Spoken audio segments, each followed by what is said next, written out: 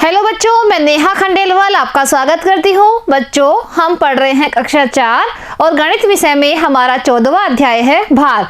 बच्चों, पिछली कक्षा में हमने सीखा था कि मापन के लिए अलग अलग इकाइयों का उपयोग किया जाता है। तो बच्चों, जो भार है उसको तौलने के लिए यानी किसी भी वस्तु के वजन को तौलने के लिए हम किसका उपयोग करते हैं? तराजू का। और बच्चों, भार तौलने की इकाई कौन सी होती है? किलोग्राम और ग्राम। तो बच्चों, देखते हैं कि तराजू की सहायता से भार यानी वस्तु के वजन को किस तरह तोला जाता है। तो देखिए बच्चों, यहाँ पर आपको क्या दिखाई दे रहा है? यहाँ पर दिखाई दे रहा है रमेश और राहुल के चित्र। बच्चों, रमेश और राहुल कहाँ गए थे? मेले में गए थे।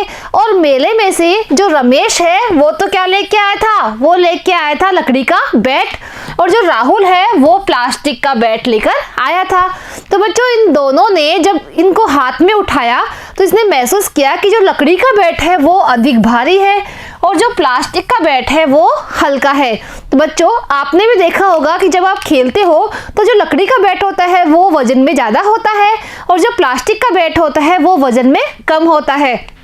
इसी तरह बच्चों, जो सुमन थी उसके पिताजी प्लास्टिक की बाल्टी लेकर आए थे। तो सुमन ने प्लास्टिक की बाल्टी को अपने हाथ में उठाया और उसके घर पर रखी लोहे की बाल्टी को उसने हाथ में उठाया। तो उसने क्या महसूस किया कि लोहे की बाल्टी है भारी और प्लास्टिक की बाल्टी कैसी है? हल्की है। इसका मतलब बच्चों, राहुल ने क्या पता लगा लिया? राहुल ने पता लगा दिया कि इसका मतलब प्लास्टिक की बनी वस्तुएं हल्की होती है, क्योंकि जो प्लास्टिक की बनी हुई बाल्टी थी वो हल्की थी और लोहे की बाल्टी थी वो भारी थी।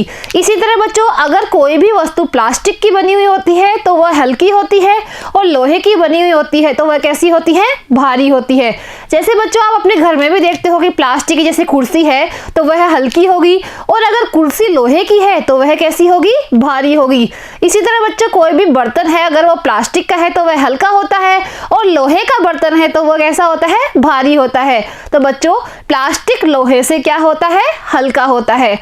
अब बच्चों देखिए, यहाँ पर आपको 2 किताबें दिखाई दे रही है और ये किताबें कौन कौन सी विषय की है? ये है गणित की किताब और ये है सामाजिक विज्ञान की किताब। बच्चों, इन दोनों किताबों को देखिए और पता लगाइए कि कौन सी हल्की है और कौन सी भारी है। तो देखिए बच्चों, इन दोनों किताबों को देखने पर हमें पता नहीं चल रहा है कि कौन सी किताब हल्की है और कौन सी किताब भारी है। तो बच्चों, इन वस्तुओं के सही वजन जानने के लिए हमें इन वस्तुओं को तौलने की जरूरत होती है। बच्चों, कुछ वस्तुएं तो ऐसी होती हैं जिनको हम हाथ में उठाकर ही पता लगा लेते हैं कि कौन सी वस्तु भारी है और कौन सी हल्की है, लेकिन कुछ वस्तुएं ऐसी होती है जिन्हें हमें देखने पर या उठाने पर पता नहीं चलता है कि कौन सी हल्की है और कौन सी भारी है। इसलिए इसके लिए हम किसका उपयोग करते हैं? इसके लिए बच्चों हम उपयोग करते हैं इस तराजू का, जो कि भार तौलने में काम आता है। देखिए बच्चों, ये होता है तराजू। इसमें एक तरफ हम वस्तु को रखते हैं और एक तरफ इसको तौलने के लिए बाट का उपयोग करते हैं, जिसकी सहायता से बच्चों हम किसी भी वस्तु का भार पता लगा सकते हैं कि उस वस्तु में कितना भार है, या कोई दूसरी वस्तु के साथ उसकी तुलना कर सकते हैं कि इस वस्तु में कम भार है और इस वस्तु में ज्यादा भार है। तो बच्चों, भार तौलने के लिए किसका उपयोग करते हैं? हम तराजू का उपयोग करते हैं। अब देखिए बच्चों, तराजू की सहायता से हमने यहाँ पर कुछ भार तोला है। अब देखिए बच्चों, यहाँ पर एक तराजू है और तराजू में एक तरफ रखा हुआ है गेहूं और एक तरफ रखा हुआ है चावल। तो देखिए बच्चों, तराजू में गेहूं और चावल दोनों की मात्रा समान हो सकती है क्योंकि दोनों वस्तुओं में ही भार होता है। इसी तरह बच्चों, इधर दूसरे तराजू में एक तरफ है गेहूं और एक तरफ है फल। तो बच्चों, आप बताइए कि इन दोनों में से किसका वजन ज्यादा हो सकता है? तो बच्चों, जो गेहूं है वो अधिक वजन वाले होते हैं फल से। इसलिए बच्चों, तराजू की सहायता से हम किसी भी वस्तु का भार पता लगा सकते हैं और दूसरी वस्तु के साथ भी इसकी तुलना कर सकते हैं।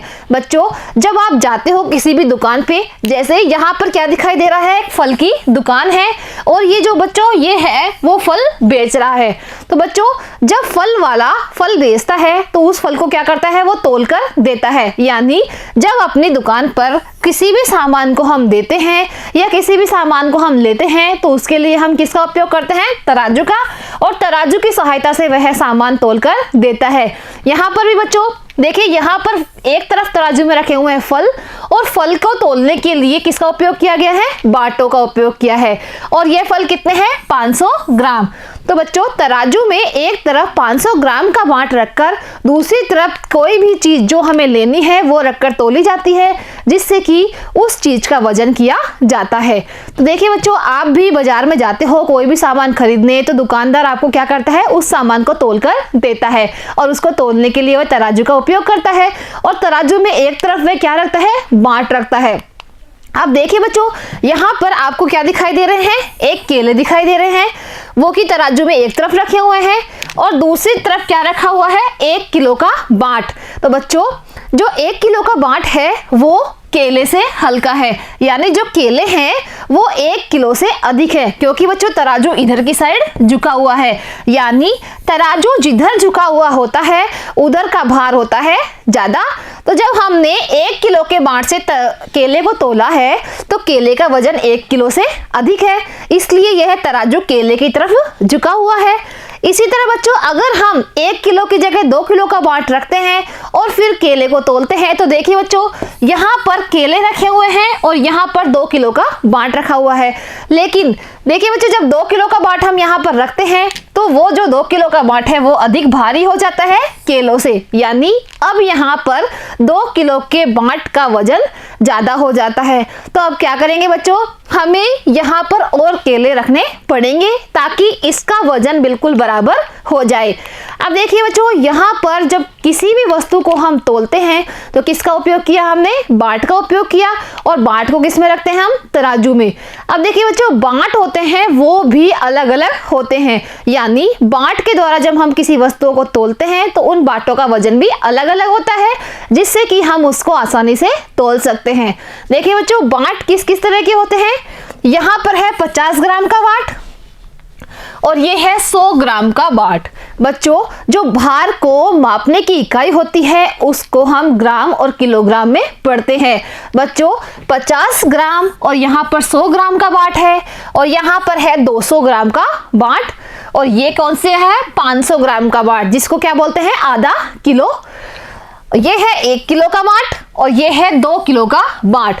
बच्चों जो आधा किलो है वो 1 किलो का क्या होता है, बिल्कुल आधा होता है।